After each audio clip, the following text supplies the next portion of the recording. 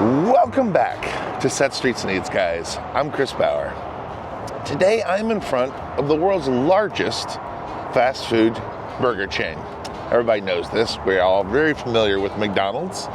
But did you know back in the 1970s, there was a burger franchise that almost overtook McDonald's in growth? It got very close. They even invented the Happy Meal 6 years before McDonald's did. And they served flame-broiled burgers and had a 2-word name with burger being the first word in the name. You know what it was? No. Good guess, but not these flame-broiled burgers. Open wide, America. Burger Chef's got thick, juicy, terrific burgers for you. 100% all beef. We really work hard to serve them hot and delicious, so you can take them to our works bar and make them taste even better, the way you want them. You're gonna love our burgers. Open wide, America. You never can forget. You get more to like at Burger Chef. That's right, guys. I'm talking about Burger Chefs. Burger Chef, which with this logo and on my t-shirt, had all restaurants that looked just like this when they first started. This was their building design. It's very unique. You can still spot them today when they're out, they're different businesses now. This one is still a burger place. It's called Chris's Burgers. We're on Route 66 in Rialto, California, just outside of San Bernardino. And this one is a actual special location because not only is it one of the original Burger Chefs, but they ended up filming a TV show here that I'm going to tell you about. We're even going to visit a former Burger Chef that's still sort of Burger Chef. You'll see what I mean. And of course, we're going to go through the history of Burger Chef, how they rose to the second largest fast food chain in America by the mid-70s, and the things that they invented and the innovations that they started. But either way, I hope you join me for the history of Burger Chef, guys. Let's eat.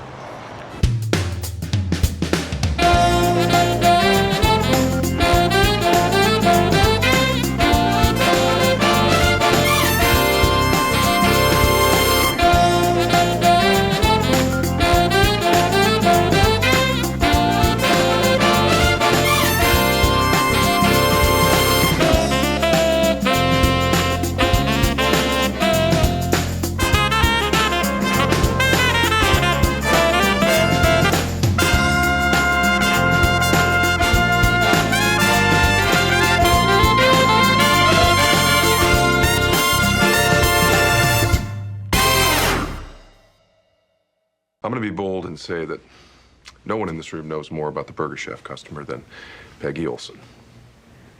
She has visited 20 restaurants in 9 states, interviewed hundreds, and is obviously uniquely qualified to craft this modern campaign. Every great ad tells a story. Here to tell that story is Peggy Olson. So Burger Chef was started in 1954 in Indianapolis, Indiana. 2 brothers by the name of Frank and Donald Thomas worked at a restaurant equipment company called General Equipment Manufacturing Company. And they invented and patented the flame broiler conveyor belt system that just a couple years later would be licensed by Burger King. So these Burger Chef and Burger King have very similar, not only similar timelines because they both started in 54, but obviously their legacies are tied together as the 2 burger places that serve flame broiled burgers. So the brothers set up a restaurant there in Indianapolis to showcase all their restaurant equipment. So people would come in, they would see how the restaurant worked, they would see the equipment in use, and purchase it for their whatever they needed it for. And soon they realized that they could just use that restaurant and open an actual restaurant. And that's what they did. They opened the first Burger Chef and they immediately started franchising. The growth was immediate. Within 2 years, they had over 40 locations in the Midwest area there. And just within a few years after that, they had grown to over 500 locations. What if there was another table where everybody gets what they want, when they want it? It's bright and clean, and there's no laundry, no telephone, and no TV. There may be chaos, well, But there's family supper at Burger Chef. So this location was actually used in the TV show Mad Men. It's a great episode where Peggy Olson gets basically her chance to really pitch a big account. And she does. And she does when there's chaos at home, there's always supper time, or family supper at Burger Chef pitch. It's such a great scene. And then they finish the show at this location, and all eating there right at the window, and then it just fades back all the way out as you see a busy Burger Chef on some night. And they filmed that right here at this. They redid this, revamped it to make it look like its former self. Just a really cool episode. For 15 cents, a nickel and a dime at Burger Chef. You eat better every time, 'cause a nickel and a dime will get French fried potatoes, crisp and fresh, or the greatest 15-cent hamburger yet. Yes, it will at Burger Chef. A nickel and a dime will get French fried potatoes, crisp and fresh, or the greatest 15-cent hamburger yet.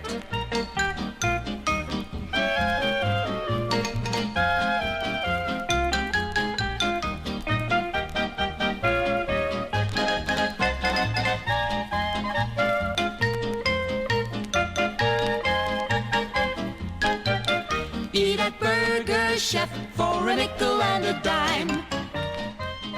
So Burger Chef expanded rapidly throughout the Midwest. Within 2 years, they had over 40 restaurants, and by 1968, they had over 500 locations. That is an incredible rate of growth, honestly. In 1968, they sold the company to General Foods and got out. They sold it for around $40 million. And that included all the 500 different restaurants. And General Foods did not stop there. They kept rapid growth going. They capitalized on Burger Chef's small town strategy. Burger Chef looked at the landscape when they were coming up in the early 60s, late 50s, early 60s, and they realized something.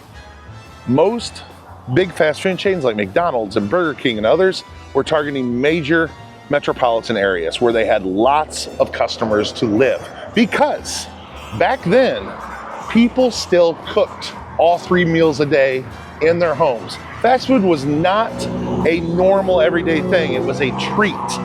You have to remember that this was before the women's liberation movement in the early 70s.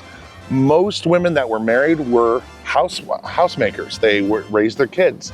They kept the house. They kept the meals on the table. That was the American way. That was what everyone did. And fast food chains were kind of bucking that tradition. So they weren't as popular as they are today. And that's why most fast food chains would stick to a major metropolitan area. But Burger Chef saw the writing on the wall. They saw where they were going, where we were going as a society. And they started going after small towns and putting them into every small town they could.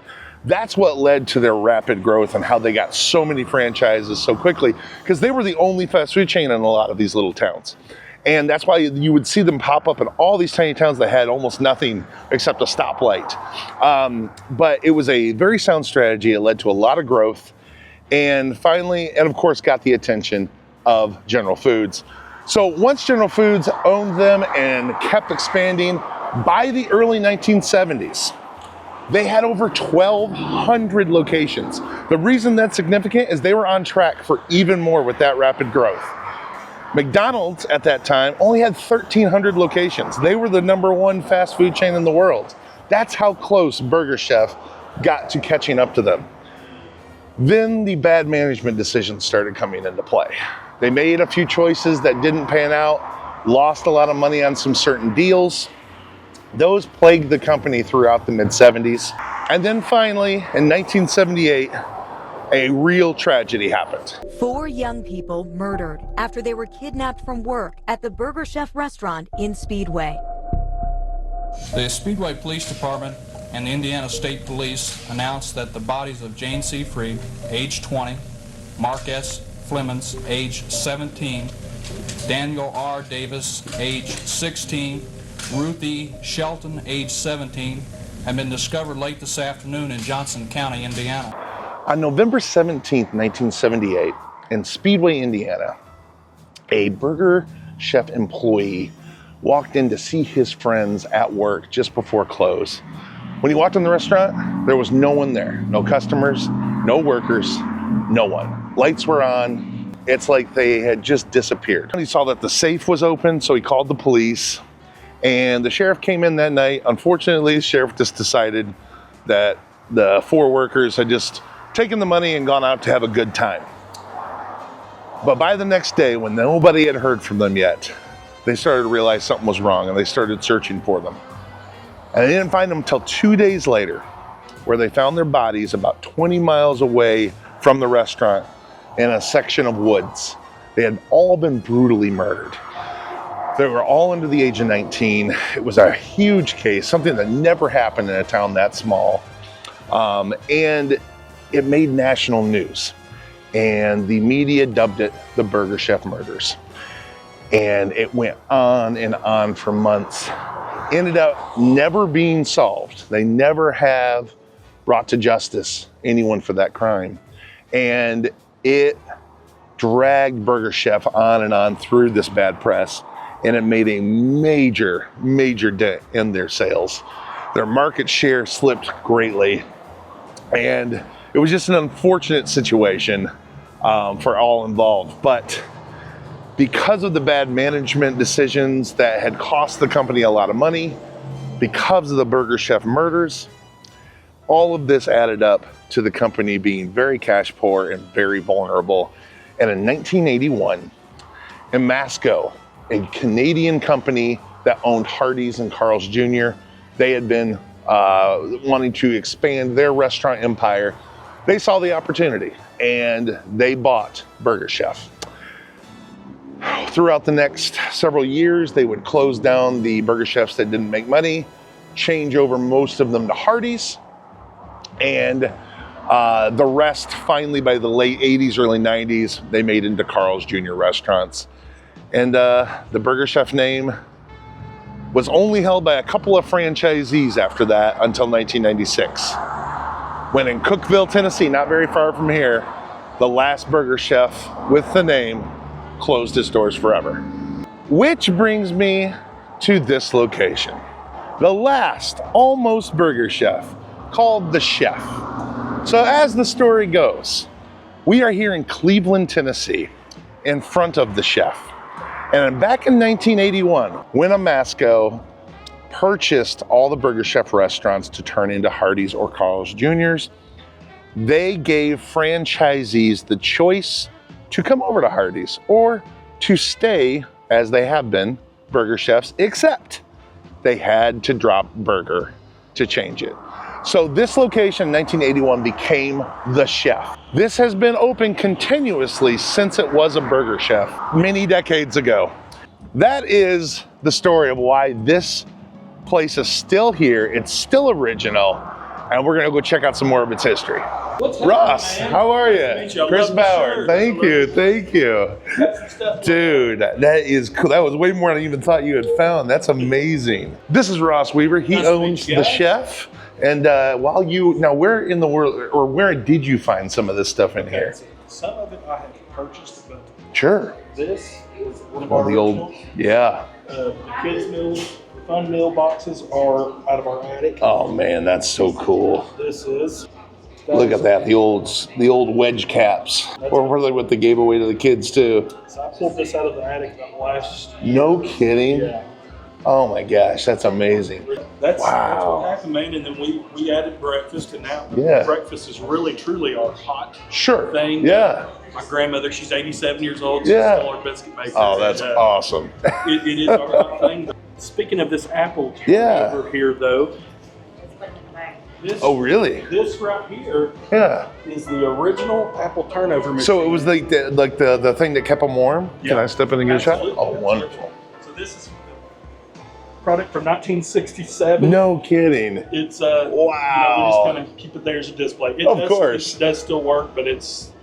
Well, I mean, yeah, they made them to last back then. That's really cool. 67 out there. Wow, that's awesome. These are cool. Oh, so they actually have buttons for like the different. Oh yeah. I do want to clarify. Fangburger. I believe that those are a remake. Oh, sure, totally. But I still picked them as Love these little cups. I don't want to misspeak. Yeah. Because, like I said, I'm 36 years old. This Sure. is before my time, too. I believe these are 1958s. Wow. I mean, it makes sense because of the logo. Yeah. Some of the earliest commercials I've ever seen of Burger Chef has this character in it. Mm-hmm. And then, of course, everywhere had matchbooks back then. Yeah. Everywhere had matchbooks. That's awesome. The memorabilia is not going to be made again. No. So I'm trying to pick it up. And it's going to get less and less as time goes on. 100%. I'm trying to pick up some stuff. Absolutely. I love it. Yeah, but those old light fixtures were so unique. In fact, even Mad Men didn't get that right. They just did globes because they probably didn't think much about it. Right. But those were always such a unique identifier besides the building shape. That is an original globe. That is so cool. We have 3 of them still. 2 of them are busted. I kind of wonder how many of those actually exist. It can't be very many. That was took out of the attic a year ago when this was took out of the attic. That is awesome. So these are That's so cool. fresh out of the attic. Yeah. And we got the old Halloween bags with the coupons. Yeah, I think it's got they had like Get a a little slushie. flavor ice, yeah, sure. It's inside. Get your treats. And of course, Burger Chef and Jeff. They had awesome commercials. I think that's a 1975 piece. That is a great looking one. You know, I've been to a million antique stores, looking for stuff like that. I have never seen a Burger Chef glass. No. Not one They're not time. around. That's the first one I've ever held. They're pretty expensive. I would imagine. I mean, they're rare. They're rarer than any of the other chains. Of course, the Monster Records. Absolutely. These are cool. They had at least 4 of them, if I'm not mistaken. So there is multiple ones in these. Oh, okay. So yeah, and were they? I'm trying to think. I know there was. I've heard at least 4 of these, but they probably kept them going for quite a while. Yeah, and of course the yo-yos. Got to have stuff from them fun meals to give away. Absolutely. That is amazing. So some of the innovations that Burger Chef did first, the fun meal. The fun meal was basically what we now know as a Happy Meal from McDonald's. They invented that back in 1973. The first Happy Meal didn't come out until 1979, a full 6 years after Burger Chef did it. And their fun meals were fun. They had all kinds of little gadgets and toys, and a lot of times you could make the box into a toy. So their biggest promotion, they did 3 of them for Star Wars, and they had the very first Star Wars promotion ever done by a fast food chain. Burger Chef introduces Star Wars Fun Meals for your kids. A hamburger, french fries, and Coca-Cola. Imagine how much fun your kids will have.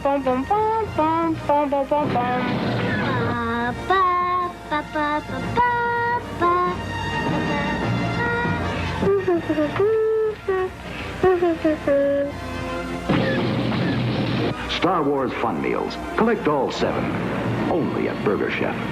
In September of 1977, just a few months after Star Wars came out, they did a 4-poster promotion that if you bought a large drink for 49 cents, you got a free Star Wars poster, and there was 4 of them in that first promotion. It was a huge success. A year later, they did another one. In the fall of 1978, they did another promotion that made the Fun Meal box into a toy, Star Wars toy.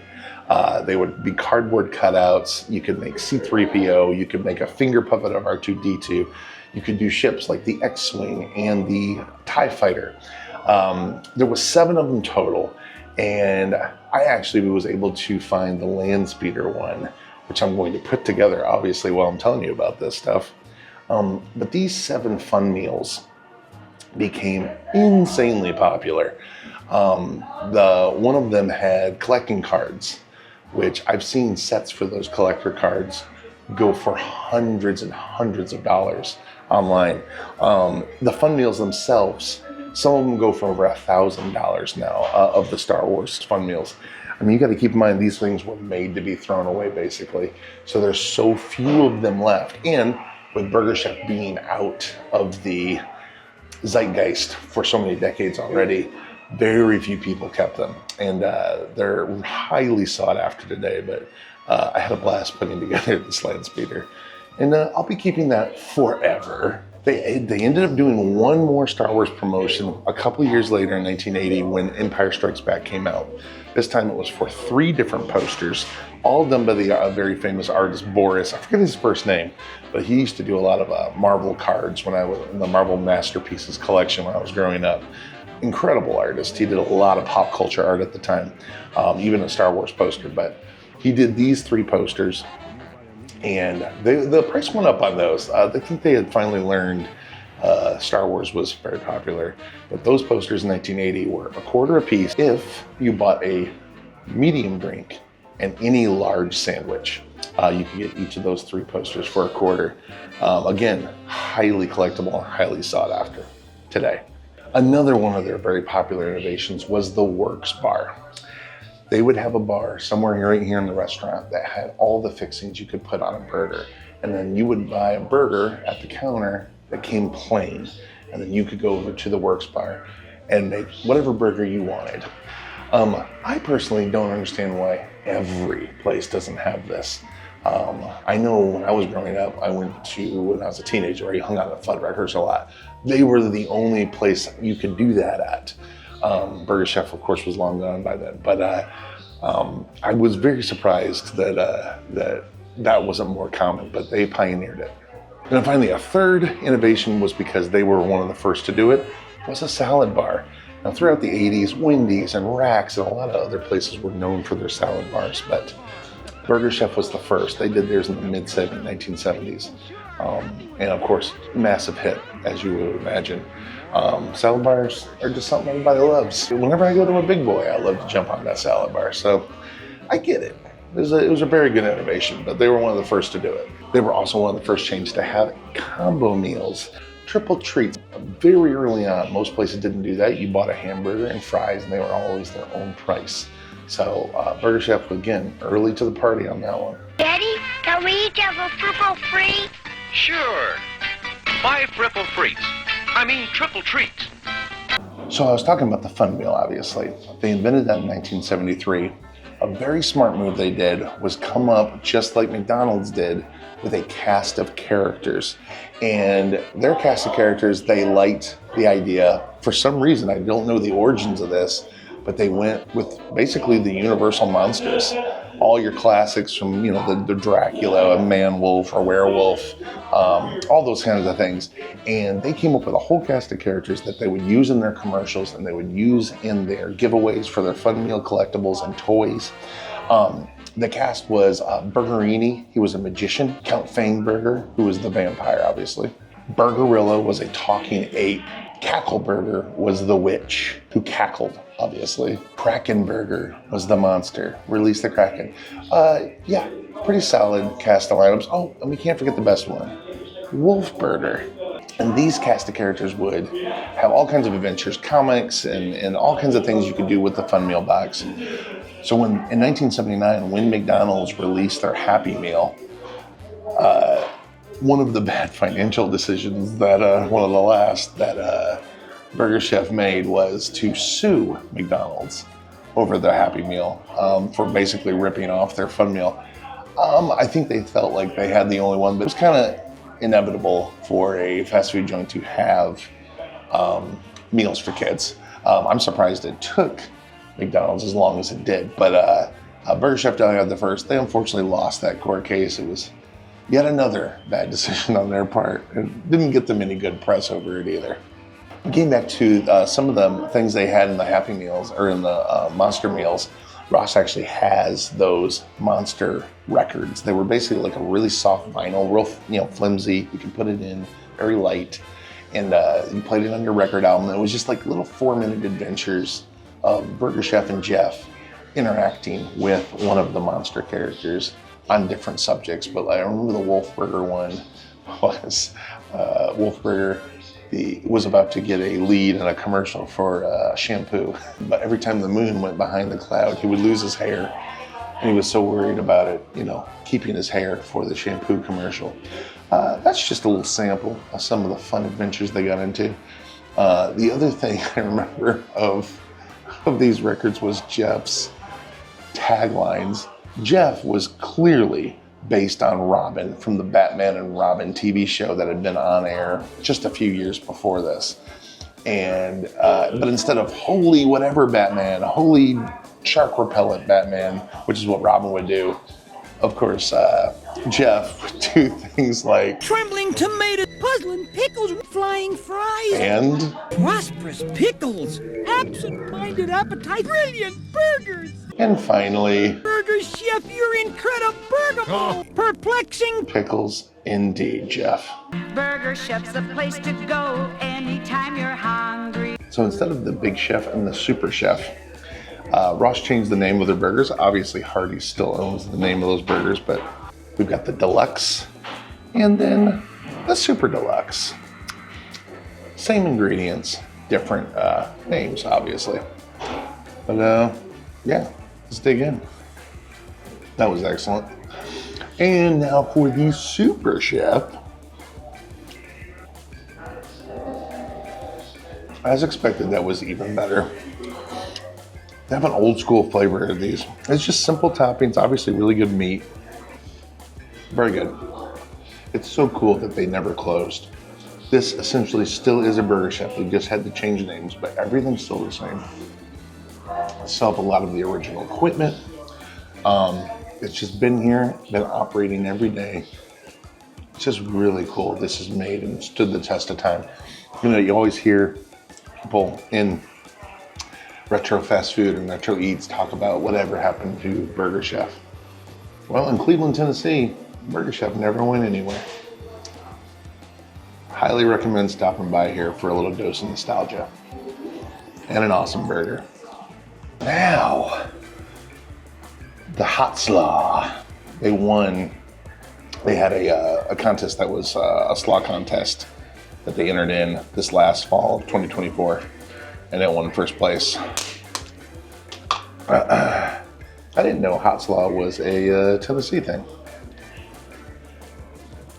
I like this mustard base. It almost looks like a potato salad almost. Oh, that is, you can taste those jalapenos and get that heat at the end. Hot slaw, who knew? Learning something new every day at The Chef here in Cleveland, Tennessee. Well guys, I hope you guys enjoyed my visit to the last Burger Chef left on Earth. And of course, talking about the history of Burger Chef. Burger Chef has been one of those, it's been one of my favorites. As far as I can remember, just my interest in retro eats. Burger Chef's always been there. I love their mascots, their history, all the characters they used to use, their Star Wars promotion. I just always had a thing for Burger Chef, and which is kind of weird because I've never been in one except for the last one, obviously, and now you guys have too. So hope you guys enjoyed this one, and we'll see you in the next one. Bye now. Open wide America, we're gonna give you more. Burger Chef has everything we know you're looking for. More of all the special things that our delicious cooking brings. Hearty food we serve.